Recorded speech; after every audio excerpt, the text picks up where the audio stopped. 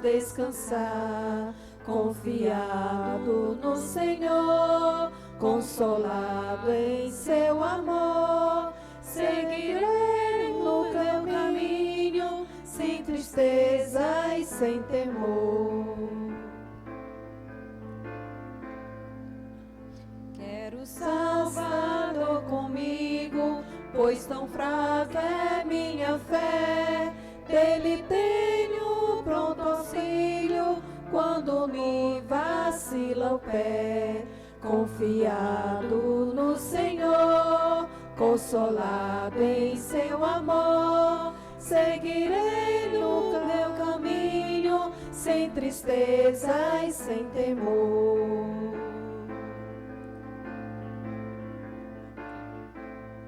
Quero o Salvador comigo, dia a dia em meu viver, no trabalho, no descanso, na tristeza ou no prazer. Confiado no Senhor, consolado em seu amor, seguirei no meu caminho, sem tristeza e sem temor.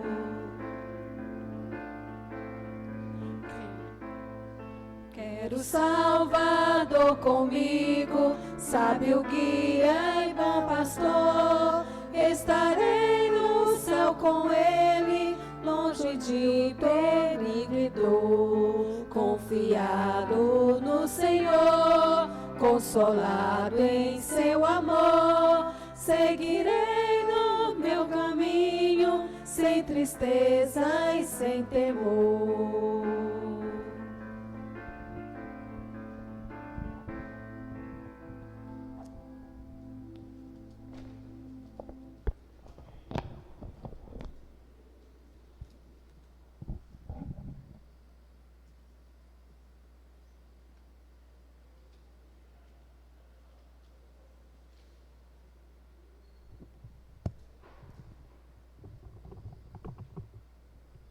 Boa noite, graça e paz a todos em nome de Jesus. Obrigada.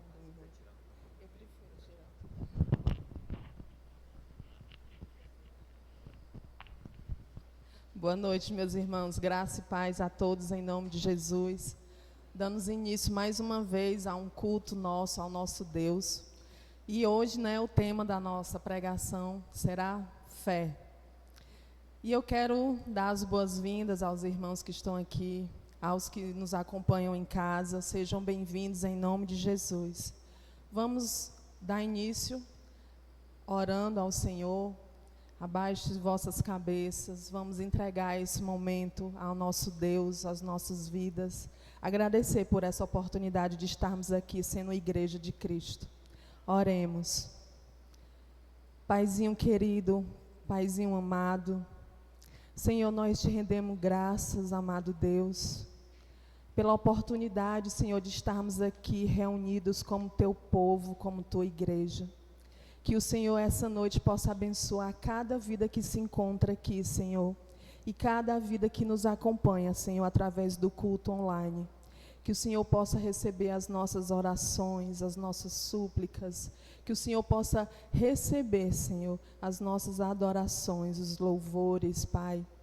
E que em nome de Jesus, Senhor, tudo que for feito aqui seja para a glória do teu santo nome. Abençoa a vida daqueles irmãos que ainda não chegaram. Traga o Senhor na tua santa paz. Assim nós te oramos em nome de Jesus. Amém. Amém, meus amados irmãos. Quero convidar a todos para fazermos uma leitura bíblica em Romanos, capítulo 10, versículo 17. Quem puder ficar de pé para fazer essa leitura, fique à vontade, tá bom?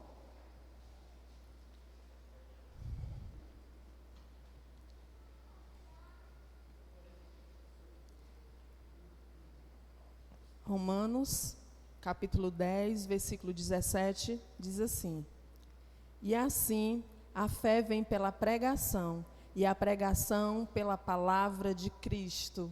Amém?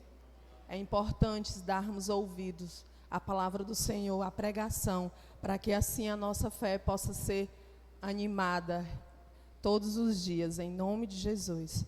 Agora eu quero chamar o grupo de louvor que vamos adorar o Senhor através dos cânticos. Fiquem à vontade, meus irmãos, para adorar o Senhor.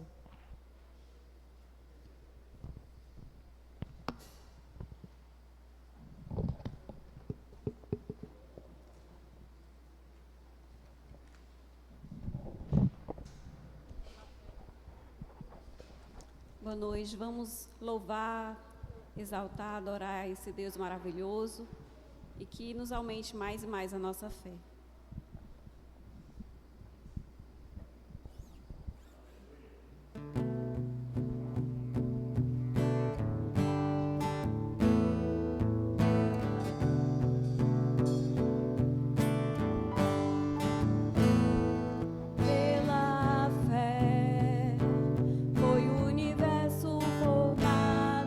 Pela fé, do vazio foi criado.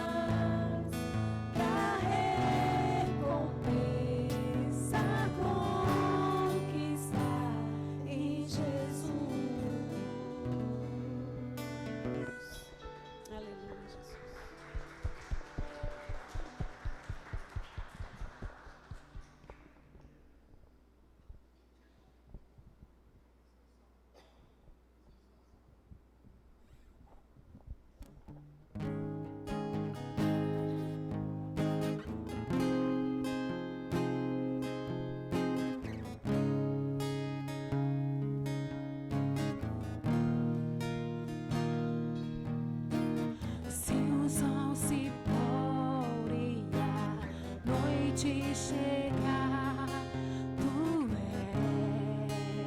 és quem me guia. Se a tempestade me alcançar, tu és meu abrigo.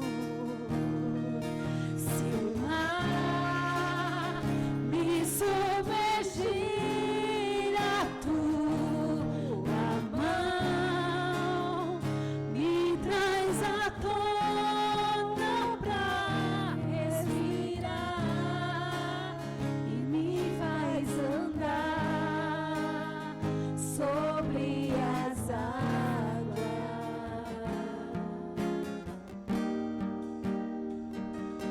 Tu és o Deus da minha salvação, és o meu dono, minha paixão, minha canção e o meu louvor.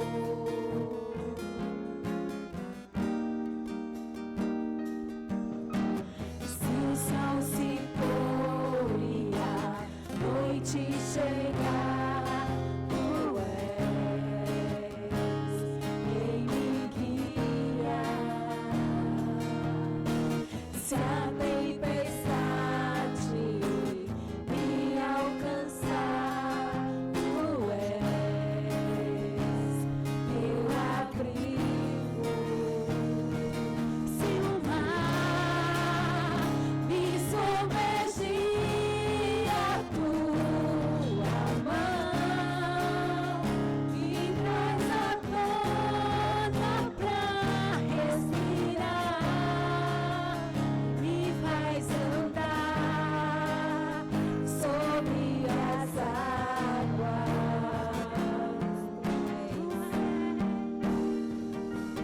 Tu és o Deus da minha salvação, és o meu dono, minha paixão, minha canção e o meu louvor.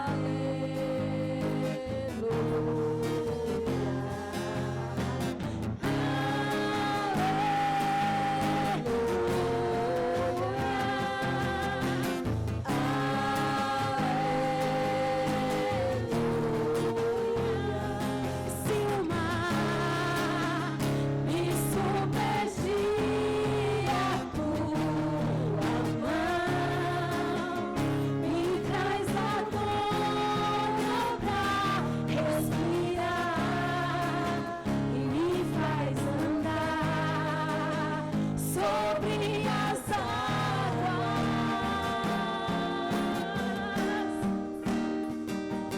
Tu és o Deus da minha salvação, és o meu dono, minha paixão, minha canção e o meu louvor.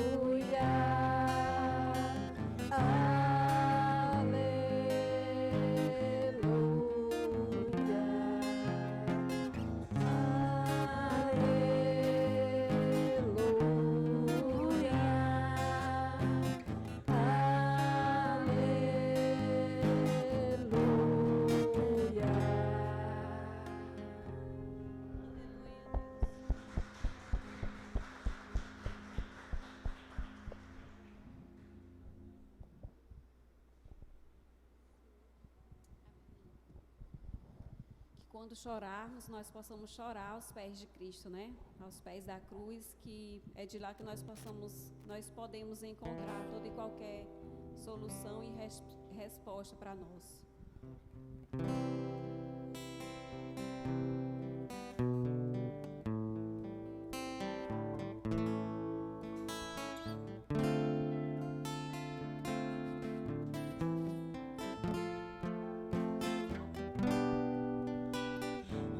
Jesus maravilhoso és, minha inspiração a prosseguir.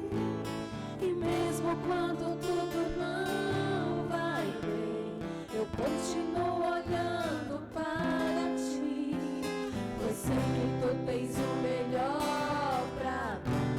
Há um segredo no teu coração, oh, dá-me forças pra continuar. A promessa em oração. Vi, meu Deus, está o meu coração. Vive nas promessas do Senhor. Continuo olhando para ti. E assim eu sei que posso prosseguir. E mesmo quando eu chorar, as minhas lágrimas serão para regar a minha fé e consolar meu coração. Pois os que choram aos pés da cruz, clamando em nome de Jesus, alcançará de ti, Senhor, misericórdia, graça e luz.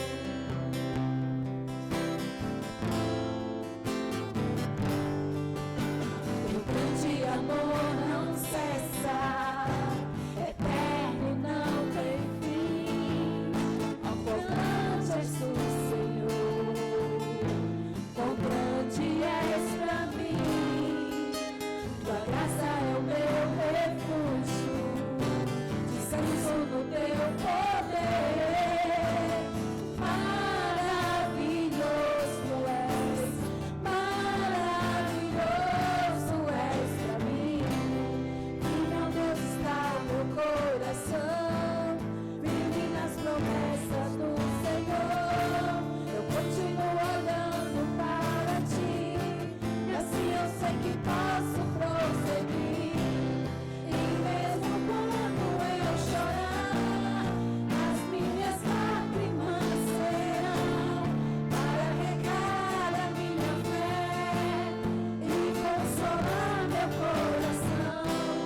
Pois os que choram aos pés da cruz, clamando em nome de Jesus, alcançará de ti, Senhor, misericórdia, graça e luz.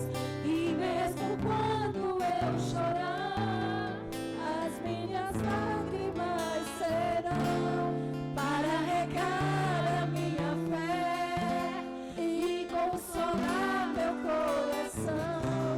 Pois os que choram aos pés da cruz, clamando em nome de Jesus, alcançará de ti, Senhor, misericórdia, graça e luz. Aleluia, Senhor. Amém.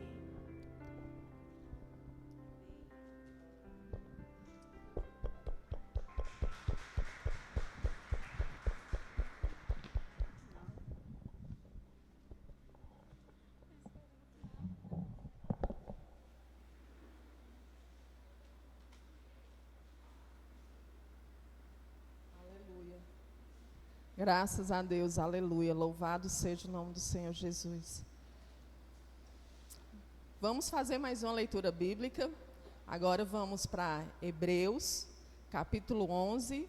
Vamos ler do 1 ao 6, versículo 1 ao 6. Hebreus 11, 1 ao 6.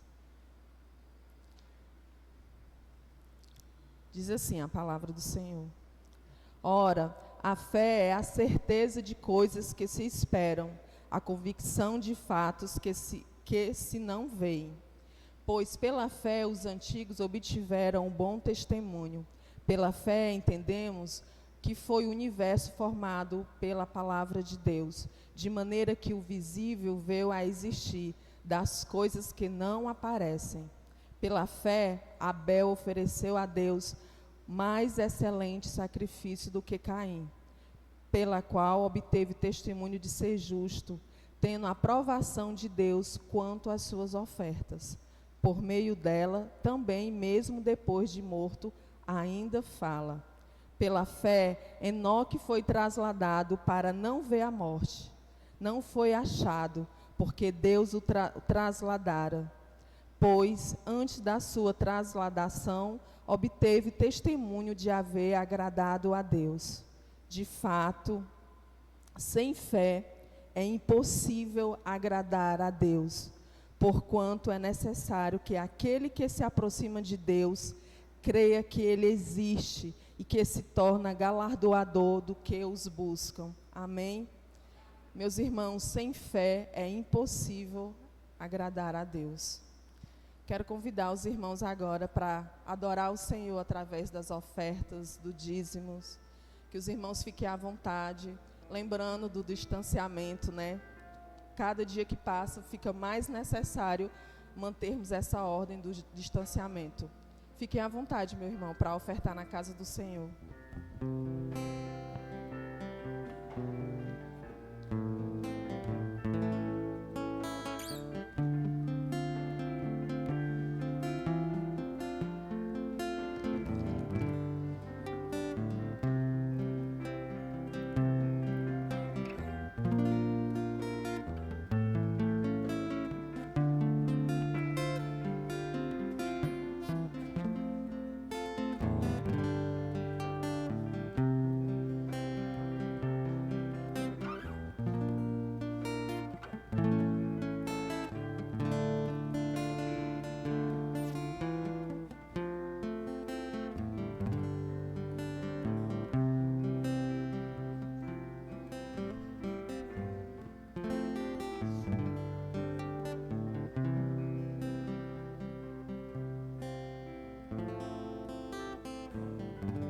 Amém. Glória a Deus. Eu convido os irmãos agora para juntos fazermos uma oração de gratidão, que vocês entreguem ao Senhor o motivo de gratidão de cada um, né, particular. Eu acredito muito que a fé, ela está alinhada à gratidão, e a gratidão alinhada à fé. Quando nós trazemos à memória o que o Senhor fez por nós, a nossa fé ela é avivada. E então eu convido os irmãos para apresentar nesse momento a sua oração em particular de gratidão ao nosso Deus. Em seguida eu os acompanho. Oremos.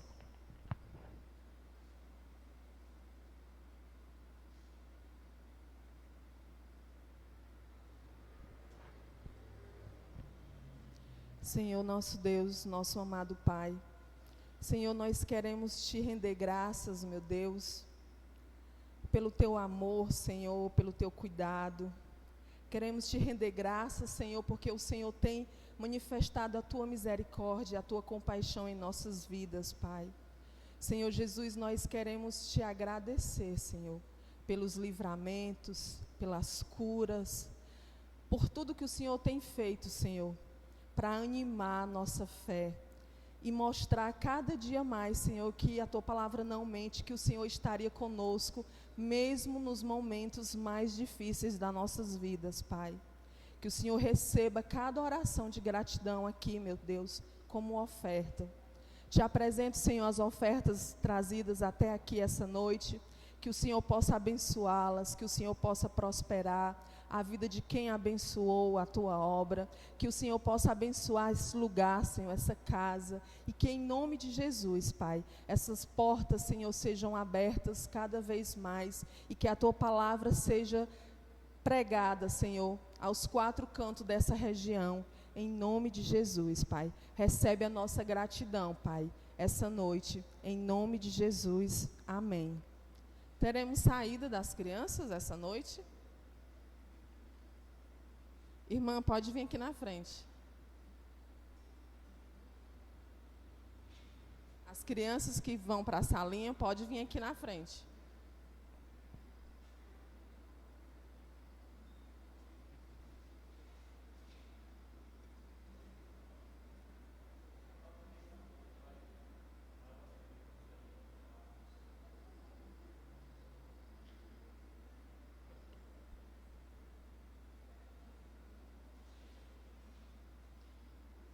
Vamos orar pelas crianças. Amém. Senhor, recebe, Pai, essas crianças, Jesus, como o futuro da tua igreja. Que o Senhor possa abençoá-las, meu Deus. Abençoa as tias que vão ficar com elas nesse momento, Pai, no cultinho delas. Que o Senhor se apresente a cada uma, Pai. Abençoa em nome de Jesus. Guarda, livra de todo mal, Senhor, cada criança da tua igreja. Assim nós te oramos, em nome de Jesus. Amém.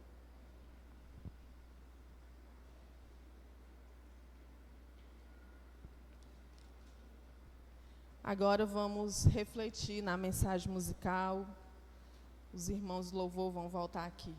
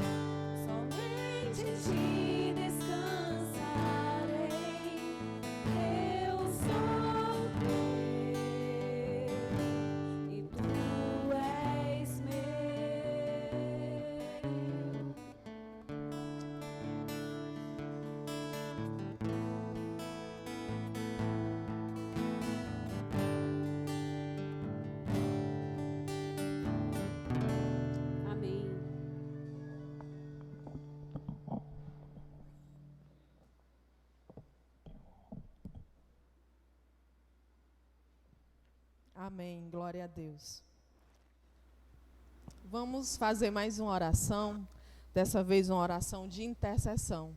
Eu convido os irmãos para apresentar ao Senhor os motivos das suas petições, mas em particular e em especial, eu peço aos irmãos que orem pelos que estão enlutados nesse momento.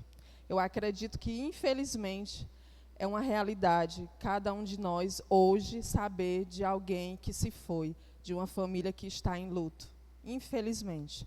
Mas nós cremos que tudo acontece com propósito, nós cremos que o Senhor é soberano e que em nome de Jesus Ele vai trazer o conforto a essas famílias.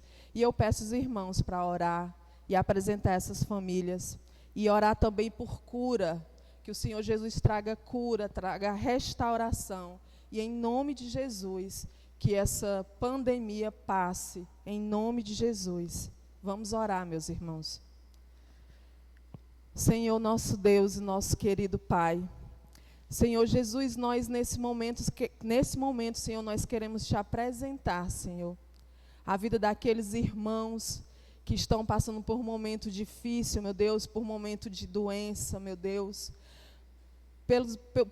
por amigos de nossos irmãos, por familiares, Senhor, por pessoas que nós nem conhecemos, mas nós sabemos que nesse momento se encontram em leito, Senhor, de enfermidade. Senhor Jesus, nós te pedimos, em nome de Senhor Jesus, Pai, nós te pedimos, nós te clamamos, que nesse momento o Senhor passe com a tua cura, Senhor, com o teu refrigério, Pai, com a tua restauração, com o teu milagre, Jesus. Pai querido e Pai amado, o Senhor é um Deus de milagres, Senhor. E em nome de Jesus nós clamamos, Senhor, por esse milagre, Senhor, da cura. Que o Senhor possa visitar os enfermos, meu Pai. Te apresentamos também, Senhor, a vida dos irmãos que estão enfrentando, Senhor, a dor da perda, Jesus. Que estão em luto, Espírito Santo. Oh, Jesus querido, nós te clamamos pelo conforto. Espírito Santo, se faça presente na vida de cada pessoa, Senhor, que se encontra passando por esse momento tão difícil, Pai. Que o Espírito Santo seja uma realidade através do conforto e do consolo, Senhor Jesus. Pai, nós te apresentamos as nossas orações, Senhor, e cremos que o Senhor vai operar o milagre, Senhor, pois o Senhor é um Deus de milagre. Nós sabemos que o Senhor está no controle de todas as coisas. Nós cremos, Senhor, em Ti, que Tu és soberano e que a Tua vontade é boa, perfeita e agradável. Assim nós te oramos, amado Deus, em nome de Jesus. Amém. Amém. Antes de chamar o pastor para trazer a palavra, a pregação de hoje, nós queremos avisar que próxima semana nós teremos a abertura da nossa campanha de missões mundiais. E nesse ano, o tema é Viva o Poder de Transformar.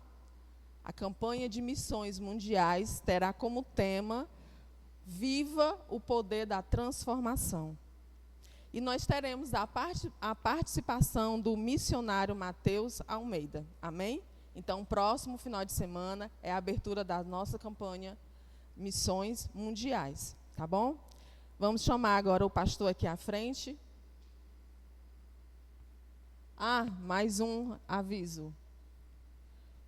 Doação para a viagem missionária, né, em Mombaça, para os irmãos trazer 1 quilo de alimento no culto da ceia do Senhor, que será próximo primeiro domingo do mês de março.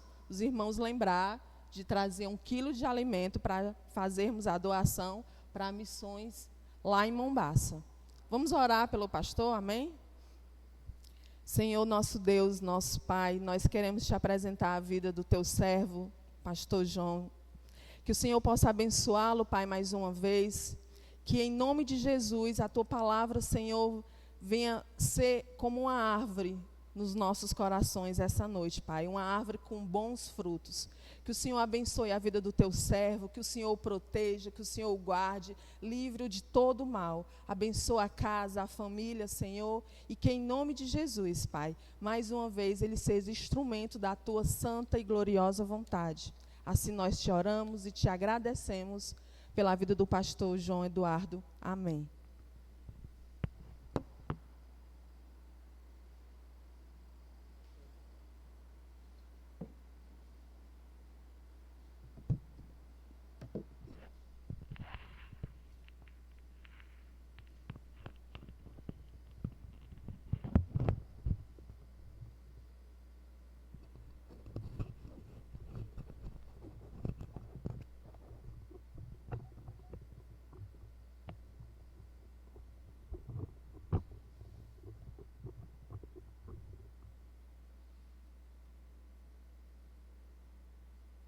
Boa noite, irmãos, que a graça e a paz do Senhor esteja com todos, amém?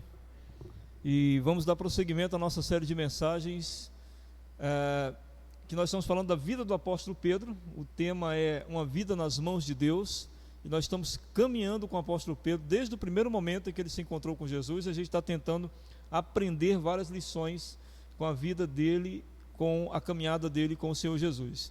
E hoje nós vamos falar sobre a fé, como foi bem dito aqui. Nós vamos falar sobre a fé do apóstolo Pedro, a maneira pela qual ela foi provada. Vamos abrir então nossas Bíblias no Evangelho de Mateus, no capítulo 14. Mateus capítulo 14.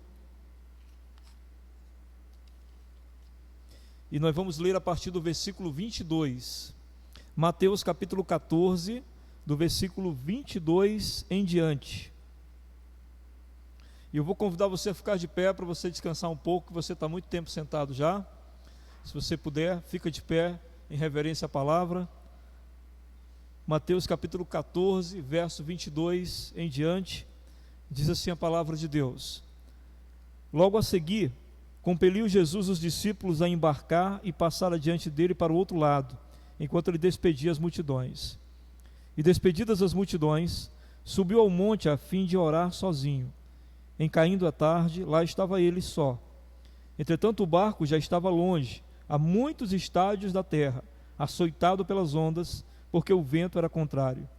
Na quarta vigília da noite, foi Jesus ter com eles, andando por sobre o mar. E os discípulos, ao verem-no andando sobre as águas, ficaram aterrados e exclamaram: é um fantasma! E tomados de medo gritaram. Mas Jesus imediatamente lhes disse: tende bom ânimo, sou eu, não temais. Respondendo-lhe Pedro, disse: se és tu, Senhor, manda-me ir ter contigo por sobre as águas. E ele disse: vem. E Pedro, descendo do barco, andou por sobre as águas e foi ter com Jesus. Reparando, porém, na força do vento, teve medo e, começando a submergir, gritou: salva-me, Senhor. E prontamente Jesus, estendendo a mão, tomou-o e lhe disse: homem de pequena fé, por que duvidaste? Subindo ambos para o barco, cessou o vento, e os que estavam no barco o adoraram, dizendo: verdadeiramente és filho de Deus. Amém? Podem sentar, meus irmãos. Quem está no som é o Ítalo, é? Ítalo, se puder dar só um pouquinho de retorno para mim aqui, porque não estou me ouvindo. Oi, som, oi, oi. Melhorou, obrigado, Ítalo. Já melhorou um pouco. Meus irmãos, eu não sei se você já foi ao médico com algum problema para tentar descobrir o problema. Às vezes a gente sente alguma coisa, né, e vai ao médico tentando descobrir o que está passando, o que está sentindo. Pode ser uma dor de cabeça, pode ser uma dor no peito, enfim. E quando você chega no médico e fala para ele, ele pergunta: o que você está sentindo? E você diz. E depois que você diz isso, ele faz uma série de perguntas. Já prestaram atenção nisso? Ele começa a fazer uma série de perguntas, são perguntas sequenciais, onde ele vai tentando chegar ao ponto onde ele quer. Depois de ele fazer essa série de perguntas, é muito provável que ele diga o seguinte: bom, nós vamos fazer alguns exames. E esses exames são para tentar detectar aquilo que está gerando a dor em você. Basicamente é isso que acontece quando nós vamos ao médico. Não é diferente de quando Deus quer mostrar a nós, veja bem, não é Deus que quer descobrir, porque Deus já sabe, mas quando Deus quer mostrar para nós que tipo de fé nós temos, quando Deus quer revelar a nós que tipo de fé nós temos. Deus faz com que nós passemos por um certo exame, sabe? Onde ele vai testando-nos até que nós possamos encontrar aquele ponto onde nós dizemos: essa é a minha fé, essa é a fé que eu tenho, é a única que eu tenho. Então nós podemos ser surpreendidos por ter muita fé, ou podemos ser surpreendidos ao contrário, por ter tão pouca fé. A gente às vezes imaginava que tinha uma fé muito sólida e, de acordo com as circunstâncias das quais fomos colocados, percebemos que a nossa fé era tão pequena, tão frágil, tão fraca. Ou podemos, como falei, viver a experiência da fé de maneira contrária, né? Podemos descobrir que tínhamos muita fé, como jamais imaginávamos que poderíamos ter. Ser surpreendidos pela fé, que, como digo, antes não imaginávamos ter. Esse texto vai falar basicamente disso, da experiência do apóstolo Pedro com a descoberta de qual era a fé que ele realmente tinha. E aí a gente pode aprender com esse texto se a nossa fé, ela, primeiro, existe, né? Segundo, se é uma fé agradável a Deus, e terceiro, se ela necessita aumentar ou se manter.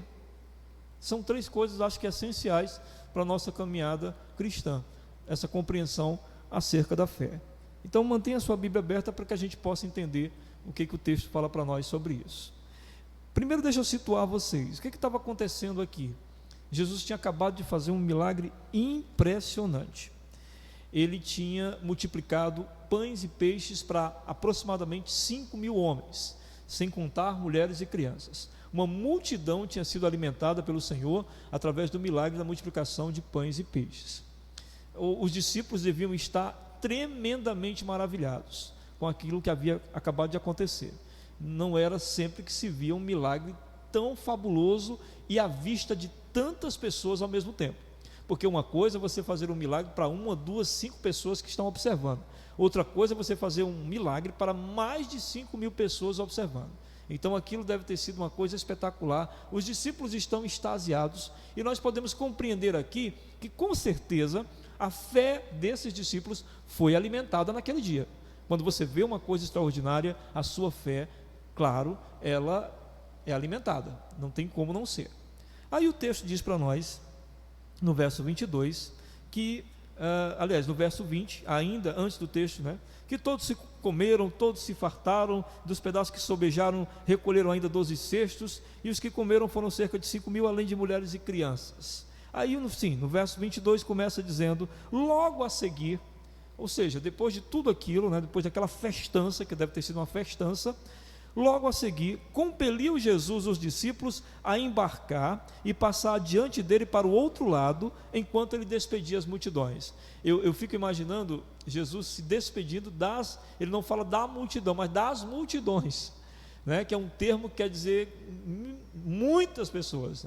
E Jesus se despedindo dessas pessoas de alguma forma e pediu que os discípulos fossem na frente. Vão na frente, atravessem, eu vou me despedir aqui das multidões. Os discípulos com certeza estavam muito cansados. Eles distribuíram pães e peixes para 5.000 pessoas, ou mais de 5.000 pessoas. Foi um trabalhão, eles estavam exaustos, estavam loucos para descansar. Então quando Jesus diz, vão para o outro lado da margem, eles não tiveram dificuldade nenhuma de ir, porque estavam exaustos. E o Senhor Jesus ficou despedindo da multidão. Eu acho maravilhosa assim a paciência de Jesus, como ele era paciente diante das pessoas. Porque quando não tinha pandemia, muitas vezes eu ficava ali na porta cumprimentando vocês na saída, né? E era muita gente, né? O culto normal aqui, à noite, 300 pessoas, de manhã 150, então eram muitas pessoas. Eu achava aquilo muito demorado, né? Achava prazeroso, porque via todo mundo, conversava com todo mundo e achava demorado. Agora você imagina mais de 5.000 pessoas e vamos dizer que 2.000 quiseram cumprimentá-lo, né? Imagina a paciência dele para isso. 2.000 pessoas quiseram cumprimentá-lo e ele cumprimentou as 2.000 pessoas. É uma coisa espetacular o nosso Senhor Jesus. Muito bem, então no verso 23 diz que, e despedido das multidões, finalmente, né, as multidões foram embora, Jesus subiu ao monte a fim de orar sozinho. Jesus não foi logo com os discípulos. Ele subiu ao monte e foi orar sozinho. Em caindo a tarde, ou seja, anoiteceu, e ele estava só lá orando. No verso 24 diz: entretanto, o barco já estava longe, a muitos estádios da terra. A distância na época de Jesus era medida com um padrão chamado estádios. Então estava longe, a muitos estádios da terra, açoitado pelas ondas, porque o vento era contrário.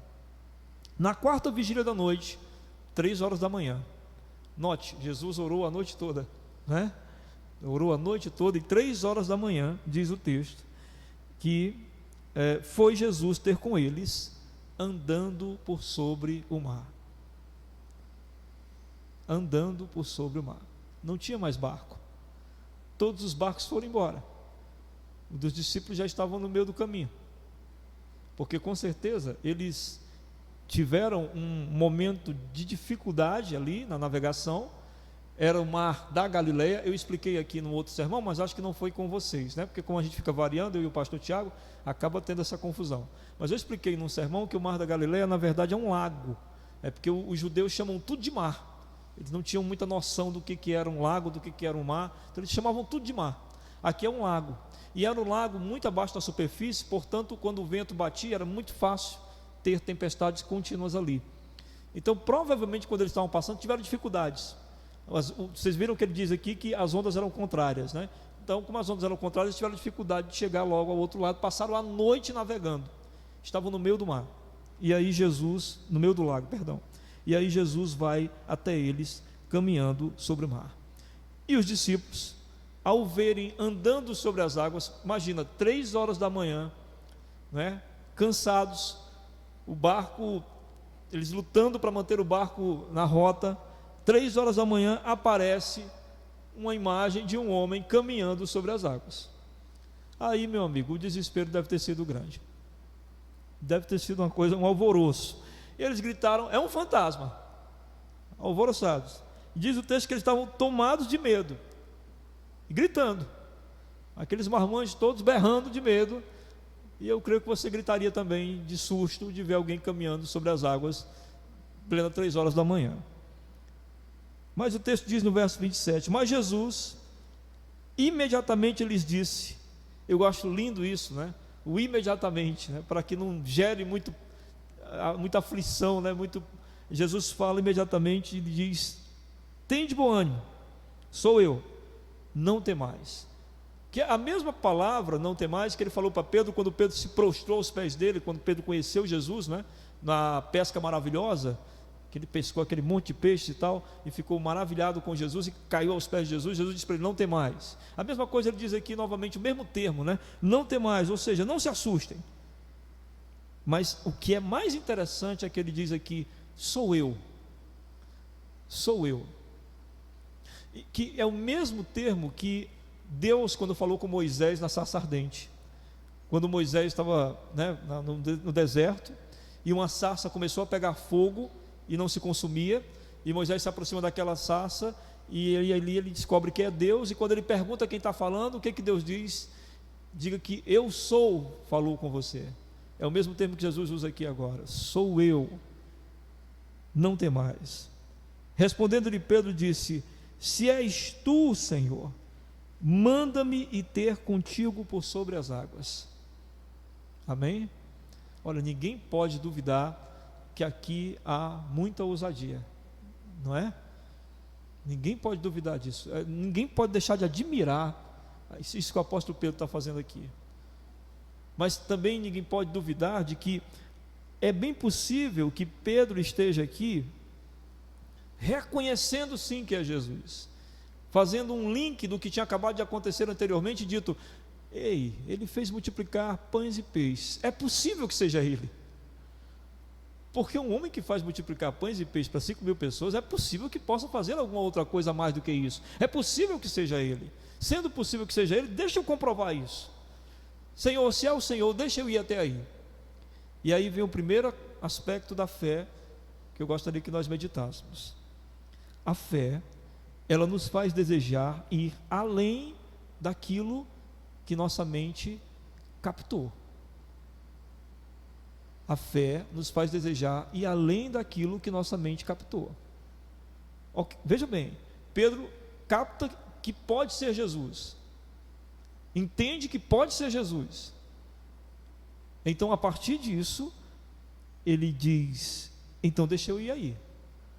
Veja bem, porque a fé, ela não se contenta só em entender, ela quer participar. Examine se você tem fé, tá? Se você tem fé, você não quer só entender, você quer participar. Você não quer só reconhecer que existe um Deus de grande poder, você quer experimentar desse poder. Você não quer só saber que existe um Jesus que veio ao mundo, se fez homem, e que ele jamais pecou. Você quer experimentar o poder desse Jesus que jamais pecou em sua vida. Você não quer saber que existe o Espírito Santo que convence o homem do pecado, da justiça e do juízo apenas. Você quer uma experiência com o Espírito Santo. Os irmãos entendem isso? A fé não se contenta com saber, ela quer uma experiência com aquilo que acabou de aprender. Ela quer uma experiência com aquilo que acabou de conhecer. Então, se é Jesus, eu quero participar disso. Então, se tem o Espírito Santo, eu quero participar disso. Se existe um Deus, eu quero viver conforme esse Deus está dizendo que eu possa viver. Eu quero ter uma experiência com o poder daquilo que eu estou aprendendo. A fé nos direciona para isso. A fé não nos deixa estagnados e pensando: que bom que existe um Deus, mas vou viver aqui minha vida. Que bom que existe o Espírito Santo, mas eu vou continuar vivendo a minha vida do meu jeito. Que bom que existem os ensinamentos de Jesus, mas eu vou continuar fazendo as coisas do meu jeito. A fé sempre vai nos desafiar, impulsionar a participar daquilo que nós conhecemos. Por isso, quem conheceu Jesus e tem fé, é lógico que vai querer experimentar daquilo que acabou de conhecer. É lógico que tem umas coisas que a gente precisa entender. Na Bíblia, a gente vê Deus nos convidando, no Salmo 34, no verso 8, dizendo assim: provai e vede que o Senhor é bom. É Deus dizendo: venha, prove que eu sou bom, experimente, eu sou bom. Mas a Bíblia também diz, em Deuteronômio 6,16, Deus diz: não tentarás o Senhor teu Deus. Interessante, né? É uma linha muito tênue entre uma coisa e outra. No momento Deus está dizendo: prove, experimente, que eu sou bom. No outro momento, a Bíblia diz: não tentarás o Senhor teu Deus. E aí a gente fica: opa, como é que fica então? Como é que eu vou saber quando é que eu estou provando, quando é que eu estou tentando a Deus? Como é que a gente entende aqui, por exemplo, o que Pedro está dizendo? Se há o Senhor, deixa eu ir aí. O que ele está fazendo? Ele está provando ou ele está tentando a Deus? Os irmãos pararam para pensar sobre isso? Qual das duas coisas ele está fazendo aqui? Não é? Primeiro, deixa eu explicar para os irmãos que tentar a Deus e provocar a Deus provocar a Deus e provar a Deus são coisas diferentes. Por exemplo, tentar a Deus significa se colocar em situações difíceis, porque você mesmo quer isso, simplesmente para ver até onde a mão de Deus alcança. Entendeu? Você se coloca em situações ruins e difíceis só para ver se a mão do Senhor te alcança lá. Você está tentando o Senhor teu Deus. Não foi isso que Satanás quis fazer com Jesus? Colocou ele em cima do pináculo e disse: joga daí, porque está escrito, ele vai te segurar. Ou seja, pedindo a Jesus que, depois de ter sido colocado numa situação difícil, exigisse a participação de Deus socorrendo. O que o Senhor Jesus diz?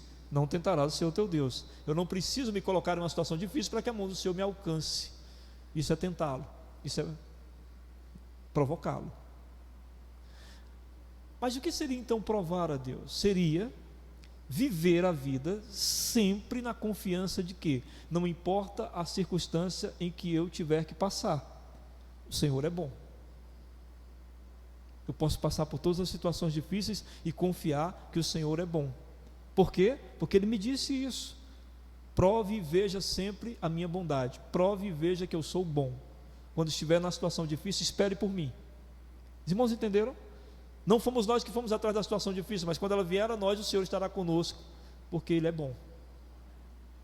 Então, o que Pedro está fazendo aqui, eu acredito, não fere nenhuma coisa nem outra, porque Deus tem algo para ele. Sabe por quê? Foi Deus que colocou ele nessa situação. Foi o Senhor Jesus que escolheu vir de madrugada e caminhar sobre as águas, porque Ele, o Senhor Jesus, quer provocar Pedro, quer provocar a fé de Pedro. Então, como Ele quer fazer isso, Ele veio de madrugada e caminhou sobre as águas, porque Ele poderia ter acenado de longe, sei lá, feito qualquer coisa, ou simplesmente nem ter ido, mas Ele preparou tudo isso. Então, se Ele preparou tudo isso, Pedro tem o direito, sim, de comprovar o poder de Deus e a bondade de Deus. Então, por isso, Pedro vai e diz: Senhor, se é o Senhor mesmo, deixa eu ir aí, onde o Senhor está. Ele deseja saber não só se é Jesus, meus irmãos, ele quer experimentar o poder daquilo que ele conhece. Então, é como se ele dissesse: Senhor, se é o Senhor mesmo, deixa eu caminhar com o mesmo poder que o Senhor caminha. A tua fé diz isso? Jesus, se tu está mesmo comigo, eu quero caminhar com o poder que o Senhor caminhava. Senhor, o Espírito Santo existe, não é? E tu disses que Ele é consolador, pois eu quero que Ele console minha vida e sempre seja o meu ajudador. Eu quero ter essa experiência. Deus, tu dizes que é Pai, e que como Pai me supre, para que realmente de nada eu tenha falta. Então eu quero essa experiência da tua paternidade na minha vida. É isso que Pedro está dizendo: eu quero participar desse poder. O apóstolo Paulo falou isso em Filipenses capítulo 3, do verso 7 em diante. Acho que o Vinícius pode colocar para a gente, Vinícius. Filipenses 3, ok, do 7 em diante. Veja o que diz, irmãos. Mas o que para mim era lucro. Peraí, deixa eu primeiro dizer o que Paulo está falando. Ele estava primeiro falando de quem ele era. Ele disse que ele era um judeu, desses bem ortodoxos. Ele vinha de uma tradição cultural, intelectual. Ele vinha de toda uma linhagem religiosa. Mas aí o que ele diz? Mas o que para mim era lucro, eu passei a considerar perda por causa de Cristo. Mais do que isso, considero tudo como perda, comparado com a suprema grandeza do conhecimento de Cristo Jesus, meu Senhor, por cuja causa perdi todas as coisas. Eu as considero como esterco, para poder ganhar a Cristo e ser encontrado nele. Os irmãos entenderam? Paulo está dizendo: eu abandono tudo, eu deixo tudo para trás, eu quero ser encontrado em Cristo, eu quero ser como Ele, eu quero estar vivendo no poder dEle. A nossa fé é uma fé autêntica, quando ela diz isso: eu quero estar em Cristo, eu quero experimentar do poder daquilo que eu conheço. Amém? Vamos para o texto prosseguindo então, né? Então ele disse, respondendo-lhe Pedro: se és tu, Senhor, manda-me ir ter contigo por sobre as águas. E ele disse: vem. Ninguém resiste ao chamado do Senhor Jesus. Amém? Se o Senhor Jesus lhe chamou, você não tem como resistir. Não há um momento na Bíblia que o Senhor Jesus deu uma ordem que essa ordem não seja obedecida, porque é o próprio Deus falando e convencendo imediatamente o coração do pecador a vir a Ele. Por isso, quando Jesus diz vem, na verdade Pedro não tem escolha nenhuma, né? E aí diz o texto: e Pedro, descendo do barco, andou por sobre as águas e foi ter com Jesus. Amém? Oh, meus irmãos, que coisa incrível, que cena incrível. Uma coisa é nós vermos o Filho de Deus andando sobre as águas, outra coisa é ver um ser humano comum andando sobre as águas como se fosse o próprio Filho de Deus. Uma coisa é Jesus andar sobre as águas, outra coisa é o Jessé andar sobre as águas. Se nós víssemos Jesus andando sobre as águas, nós ficaríamos pasmos, maravilhados, mas nós entenderíamos: é Jesus, Ele tem poder para isso. Mas se nós víssemos Jessé caminhando sobre as águas, o que é isso? Como Jessé conseguiu caminhar sobre as águas? Como? Como a Benilde conseguiu? Como a Luziana conseguiu? Está caminhando sobre as águas. Como a Ruth conseguiu? Isso é um absurdo. E como ele conseguiu? Porque aqui o que acontece é que exatamente o ponto que eu falei, do primeiro ponto. Ele quis experimentar o poder de Cristo. Ele quis participar do poder de Cristo. E querendo participar, Deus disse: vem, participa. Jesus disse que nós poderíamos fazer coisas maiores do que Ele fez. Você duvida disso? Você duvida? Ele disse que nós poderíamos fazer coisas maiores além do que Ele fez. Ele está chamando a gente para participar do poder com Ele. Participem comigo do meu poder. Me foi dado poder sobre os céus e a terra, me foi dado poder sobre todas as criaturas. Ele diz: participem comigo disso. Entrem comigo nessa história. Vocês têm poder. Meus irmãos, quando vocês falam do amor de Deus para alguém e alguém é tocado por esse amor, você participou do poder de Jesus Cristo. Você compreende isso? Quando você tem uma atitude amorosa para com alguém que ninguém teria, ou quando você entrega perdão a quem não merecia, você participou do poder de Jesus. Quando você tem uma postura de humildade e mansidão, que o mundo se assusta com isso, você participou do poder de Jesus. E o Senhor Jesus está chamando você para isso. Participe do meu poder. Pedro foi. Mas daí tem um segundo aspecto.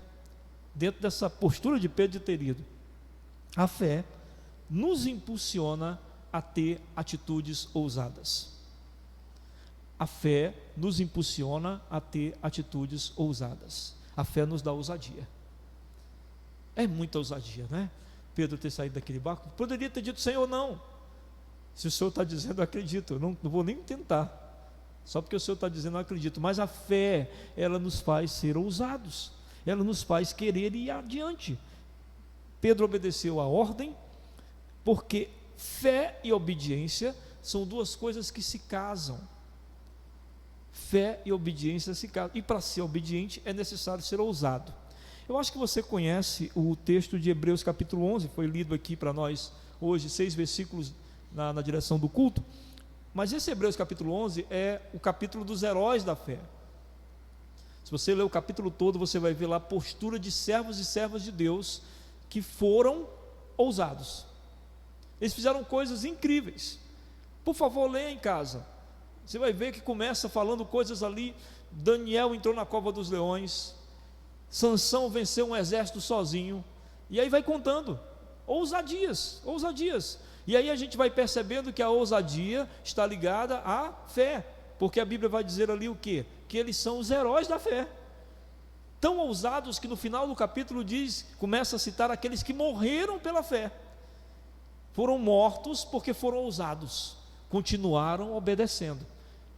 Obediência, ousadia tem a ver com fé. É por isso então que Pedro sai do barco, porque quem tem fé é ousado, e quem é ousado é obediente. Ousa obedecer. Essa é a questão. Aí eu pergunto: a tua fé leva você a isso? A tua fé te faz uma pessoa ousada, uma pessoa que quer obedecer, não importando a situação, não importando a circunstância. Eu acho que um dos exemplos mais interessantes sobre isso é que está lá em Daniel capítulo 3, que conta a história de Cedraque, Mesaque e Abednego. São os amigos de Daniel. O rei Nabucodonosor cria uma lei e diz que todas as vezes que tocarem uma série de instrumentos em determinado horário do dia, todos os servos do reino devem se prostrar diante de uma imagem, de uma estátua que ele criou de si mesmo. Cedraque, Mesaque e Abednego eram tementes a Deus. Um judeu jamais se prostra diante de nada, absolutamente nada, a não ser o próprio Deus. Então, eles vão pagar o preço. É descoberto que de toda a província, apenas esses 3 não estão se prostrando diante da estátua quando os instrumentos tocam, alertando que todos deveriam fazer isso. Cedraque, Mesaque e Abednego são levados então à presença do rei e são condenados a serem queimados numa fornalha ardente. Observe o que eles dizem em Daniel capítulo 3, nos versos 17 e 18. O Vini vai colocar aqui para nós. Daniel 3, 17 e 18. Veja o que eles dizem: se o nosso Deus, a quem servimos, quer livrar-nos, ele nos livrará da fornalha de fogo ardente das tuas mãos, ó rei. Se não, fica sabendo, ó rei, que não serviremos a teus deuses, nem adoraremos a imagem de ouro que levantaste. Você chamaria isso de quê? ousadia. Amém? Obediência, fé. Ousadia, obediência, igual a fé. Quem tem fé é ousado e obediente. Não importa a situação, a pessoa fixa na mente que quer simplesmente obedecer. Não farei, de jeito nenhum. Ouso não fazer, ouso não querer, ouso, porque esse mundo quer a minha covardia, quer que eu me adapte ao jeito dele ser, e assim desobedeça. Vi a notícia, a gente sempre acha maravilhosa esse tipo de notícia, né? De um motorista de Uber que achou 150 mil no carro que o passageiro deixou no carro, e ele devolveu. A gente sempre acha isso maravilhoso. Sabe por que a gente acha maravilhoso? Porque é ousado. Ousado. É uma pessoa comum, um trabalho comum, sofrido, e que devolve 150 mil a alguém. É ousado. Muito ousado. E a fé, ela gera essa ousadia. Se a tua fé existe, e nós estamos tentando diagnosticar isso nessa noite, ela é uma fé ousada. Eu te pergunto, você já fez alguma coisa ousada, no sentido de obedecer a Deus apesar de tudo? Manter-se obediente apesar de tudo? Ser provocado a desobedecer? Cedraque, Mesaque e Abednego, vivendo lá naquela região, podiam simplesmente se prostrar diante daquela estátua e viver a vida deles em paz. A gente conhece o texto, Deus os livrou da fornalha, porque Deus sempre honra os obedientes. Isso não significa, segundo Hebreus capítulo 11, que os obedientes sempre se livrarão da morte. Não. Lá em Hebreus capítulo 11, no final do capítulo, fala de gente que morreu por causa da ousadia da fé. Mas veja bem, o que vale mais? Obedecer ao Senhor e partir para a eternidade com a honra de ter sido ousado em obedecê-lo? Ou desobedecê-lo em vida e partir para a eternidade com a desonra eterna de ter sido infiel? O Charles Spurgeon fala uma coisa interessante sobre nós cristãos e a nossa obediência ousada. Eu anotei aqui, ele diz o seguinte: nós como cristãos, nosso dever é fazer aquilo que é certo. As consequências pertencem a Deus. Você e eu temos que fazer o que é certo. Embora os céus caiam, precisamos seguir a ordem de Cristo, apesar das consequências. Senhores, o que podemos fazer em relação às consequências? Não cabe a nós que caiam os céus, mas que o crente seja obediente a seu Senhor e fiel à sua verdade.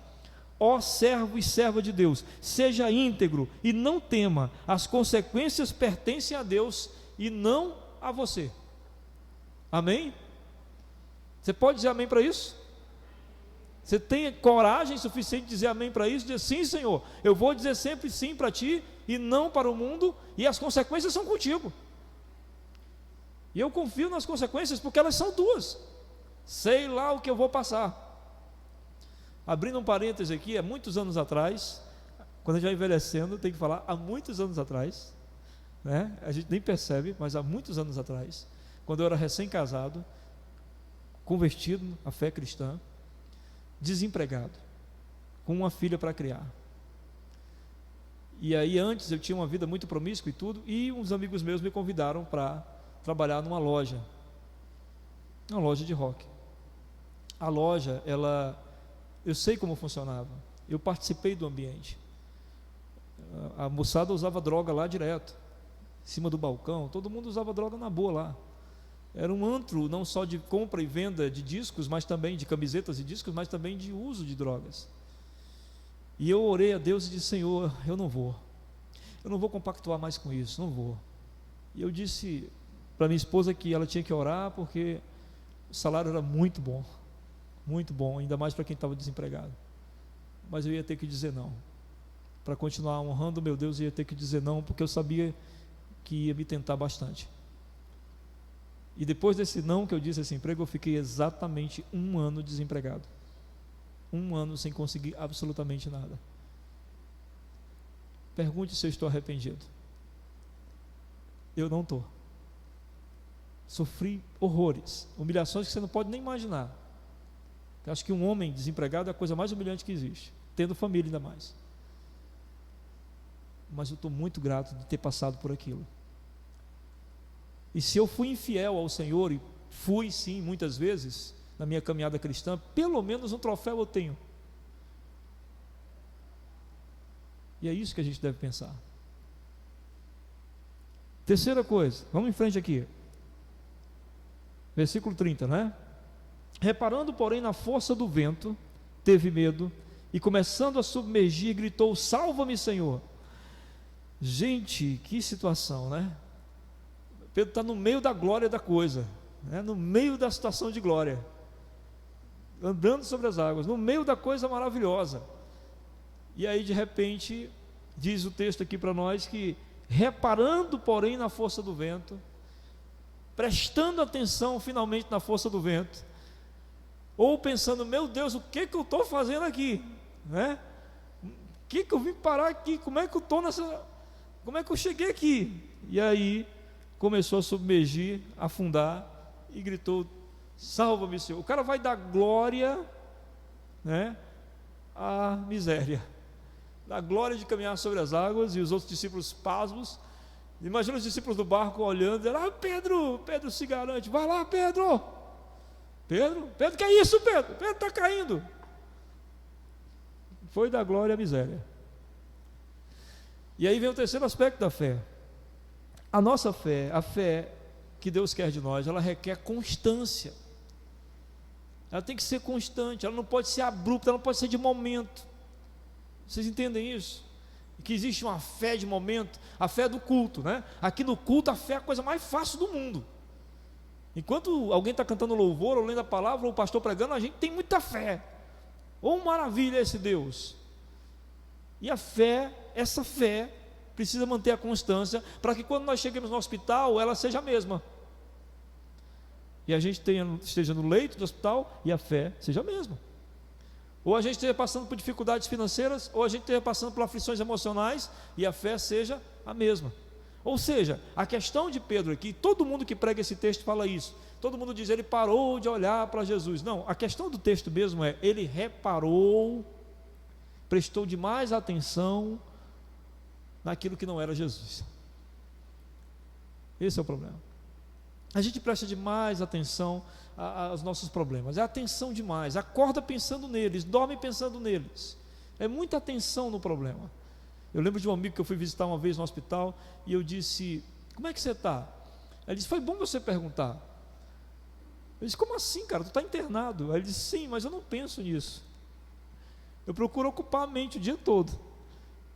Eu só penso que eu estou doente quando o médico ou alguém pergunta, porque eu procuro ocupar minha mente o dia todo. O que ele está querendo dizer com isso? Ele procura não reparar no vento, procura não reparar naquilo que está atrapalhando, procura manter o foco em Jesus. A fé precisa de uma constância, sabe? A Bíblia mostra muitas vezes gente que não conseguiu, em um momento de glória, permanecer na glória, né? Permanecer no poder que estava, né? Davi, por exemplo, lá em 1 Reis, não, desculpa, em 2 Samuel, capítulo 6, conta a história de Davi. É muito interessante que Davi tinha acabado de ser nomeado rei, e está muito feliz, juntou Israel e Judá, e Davi foi finalmente nomeado rei, porque Saul havia morrido. Davi está muito feliz, ele vai pegar a arca da aliança, a arca que representava a presença e o poder de Deus no meio do povo, e coloca a arca no carro de boi, e Davi vem celebrando aquela arca junto com o povo, cantando, eles tocando instrumentos. É uma grande alegria. Davi é rei, finalmente, vão levar a arca para Jerusalém, o povo está unido e feliz. É muita coisa, estão na glória, entendeu? Aquela glória da vida que de vez em quando surge na vida da gente. Acontece que chega um momento que o carro de boi inclina, a arca vai cair, e o servo de Davi, chamado Uzá, corre para segurar a arca. Só que somente os levitas podiam pegar na arca, e Uzá imediatamente é fulminado por Deus e morre. Percebem? Davi estava caminhando sobre as águas, né? E de repente acontece isso, choca totalmente a fé de Davi. Não que ele perdeu a fé, mas ela foi diminuída. Aí o texto diz para nós que Davi diz: não quero a arca em Jerusalém, eu estou com medo. Estou com medo do que Deus possa fazer com a gente. E diz o texto também que Davi fica muito entristecido com o que Deus fez. Já aconteceu isso com você? Já passou por situações assim? Em que você diz, opa, está tudo incrível, está tudo impressionante, eu estou caminhando sobre as águas. De repente acontece algo que te abala e você diz, por quê? Como assim? E a fé diminui. A mesma coisa aconteceu com Elias. 1 Reis capítulo 19. Elias acabou de vencer os profetas de Baal, orou ao Senhor, fogo caiu dos céus, consumiu os profetas daquele Deus maldito que era Baal. Elias está aclamado pelo povo, o povo reconhece que ele é um profeta do Senhor, um dos únicos profetas talvez naquele momento que poderia realmente invocar o nome do Senhor. O povo está feliz com ele, ele também está feliz com a situação. Aí de repente ele descobre que Jezabel, uma mulher, quer matá-lo. Ele entra em crise, como que diz, como assim? Ainda tem gente querendo me matar depois de tudo isso, ainda tem inimigo ainda. E aí a fé desfalece, ele vai se esconder numa caverna, até que Deus vai buscá-lo para falar com ele. Então, essa é a questão, meus irmãos. A constância da fé é um desafio. Manter a fé constante. Manter os olhos em Cristo, autor e consumador da nossa fé. Não é isso que a Bíblia diz? Mantenha os olhos em Cristo, autor e consumador da nossa fé. É por isso que nós, pastores, sempre estamos dizendo para vocês, você precisa ler a Bíblia todo dia, você precisa se lembrar de Deus todo dia, você precisa se lembrar de Deus durante o dia, você precisa ter os olhos em Cristo todo o tempo. Você não pode se perder dele assim de uma hora para outra, e a gente se perde no dia a dia. Um pastor não, porque o trabalho de um pastor é todo o tempo com o Senhor. Se eu faço uma visita, eu tenho que orar. Se eu estou estudando em casa, é para pregar ou para ensinar. Se eu vou aconselhar, é por meio das Escrituras. Então é diferente, mas você tem o teu trabalho, ele ocupa a tua mente o dia todo. Então você precisa, de vez em quando, ou sempre, pegar momentos do teu dia e ocupar com Deus. Naquela hora do almoço, 15 minutos de silêncio pensando em Deus. 15 minutos não te roubam absolutamente nada. Vindo do trabalho, aquele percurso para cá, põe um louvor para ouvir. Antes de dormir, pensa em Deus. Ao acordar, acorda um pouco mais cedo, para ler um trecho da palavra de Deus e guardá-la no coração para o resto do dia. Não se perca de Deus. A fé, ela diminui, e quando ela diminui, a gente naufraga. Eu lembro da história de uma nadadora que queria atravessar a nado o Canal da Mancha, e ela foi preparada para isso, treinou para isso. O treinador dela se esforçou o máximo possível para dar condições físicas a ela para isso. E quando ela estava na competição, quando estava perto de chegar ao final, o treinador em cima do barco dizendo para ela, vamos, você vai conseguir. Só que os músculos começaram a doer, o corpo começou a doer, ela começou a sentir câimbras, ela começou a entender que não ia conseguir. E ela começou a sinalizar para o treinador que não dava mais, que ela ia parar. E ele começou a dizer, você consegue, eu preparei você, eu fiz todo o teste físico com você, você tem plena condição de chegar ao final, continue. Mas ela preferiu desistir. Quando ela subiu no barco e olhou a distância que faltavam exatamente 5 metros para encerrar. É assim com as nossas vidas. O Senhor Jesus nos conhece, Ele sabe das nossas limitações, mas quando Ele nos chamou, Ele nos capacitou e disse, você consegue, a vida que eu dei a você é suficiente para você conseguir. Eu não lhe dei uma vida que você não conseguisse, eu dei uma vida a você para você conseguir. Você chega ao final, você vai chegar ao final com a fé, sim, porque essa vida que eu lhe dei é própria para você, é só para você. A vida que Deus deu para o William, Ele não deu para o Marcelo, são vidas diferentes. Então Deus diz para o William, essa vida que eu lhe dei, você vai conseguir. Marcelo, essa vida que eu te dei, você vai conseguir. É a vida que eu dei para você chegar até o final. Deus nos dá a condição, então, de mantermos, meus irmãos, a constância da fé. Amém? Diz o verso 31, e prontamente Jesus, estendendo a mão, tomou-lhe e disse, homem de pequena fé, por que duvidaste? Homem de pequena fé. A fé, meus irmãos, não isenta a dúvida. Veja o que Jesus diz, por que duvidaste? Quem é aqui que vai dizer que Pedro quando saiu do barco não tinha fé? Tinha fé sim, não tinha não? Falamos aqui desde o início. Mas a fé não isenta a dúvida. Mesmo com fé você pode sim ter dúvidas. Agora a questão é como você vai lidar com a dúvida. Essa é que é a questão. E talvez isso que Jesus queria dizer para Pedro: Pedro, tua fé foi pequena. Quando a dúvida chegou, a dúvida foi maior do que a fé. A nossa fé tem que ser maior do que a dúvida. Ou seja, a fé, ela não anula a dúvida. A fé não ignora a dúvida. A fé insiste apesar da dúvida. É teimosa. Sabe, a dúvida aparece e a gente diz: mas eu creio. Eu não sei fazer outra coisa senão crer. Eu creio. C.S. Lewis, que os irmãos já ouviram muito falar, devem ter ouvido muito falar, era um ateu. E como foi a conversão de C.S. Lewis? É a coisa mais ignóbil que você possa imaginar. Não é uma coisa espetacular que se possa contar na igreja e os irmãos deem glória a Deus pela história. Ele era ateu e um dia, ele viajando no trem pensou: espera aí, eu creio em Deus. Eu creio. Eu não consigo parar de pensar que creio. Eu creio em Deus, não consigo tirar da minha mente que creio. Estou tentando pegar, dizia ele, as lógicas racionais que eu tenho para ser contra Deus, mas elas não superam o fato de eu acreditar que Ele existe. É isso que acontece com a gente.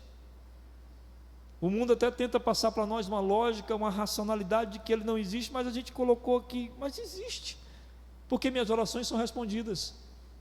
Suas orações são respondidas? Amém? Pois então, porque Deus existe. Quando o mundo não está em paz e você consegue manter-se em paz, é porque Deus existe. Ou quando você se torna alguém completamente diferente daquilo que você era, não por teus esforços, mas naturalmente você começa a perceber: eu estou mudando, não sei como, mas estou mudando, eu percebo que estou mudando, é porque Deus existe.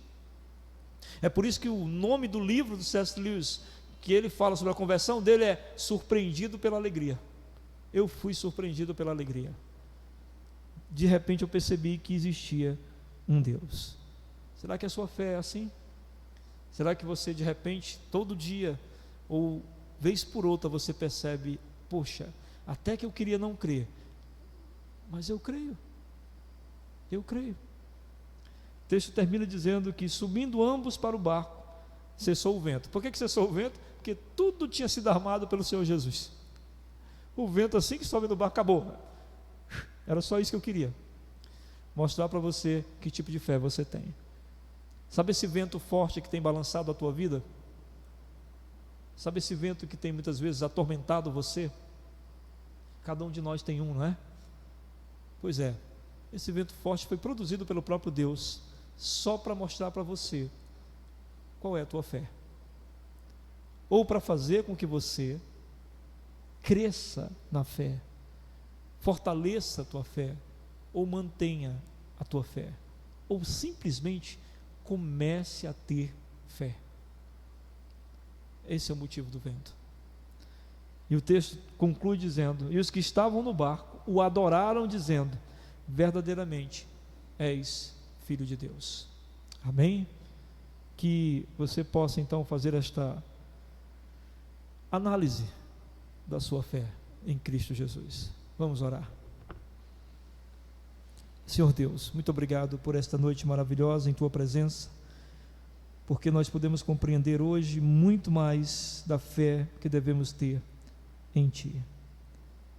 Que o amor de Deus, a comunhão do Teu Santo Espírito e a graça do nosso Senhor Jesus Cristo esteja derramada sobre todo o povo de Deus, agora e para todo sempre.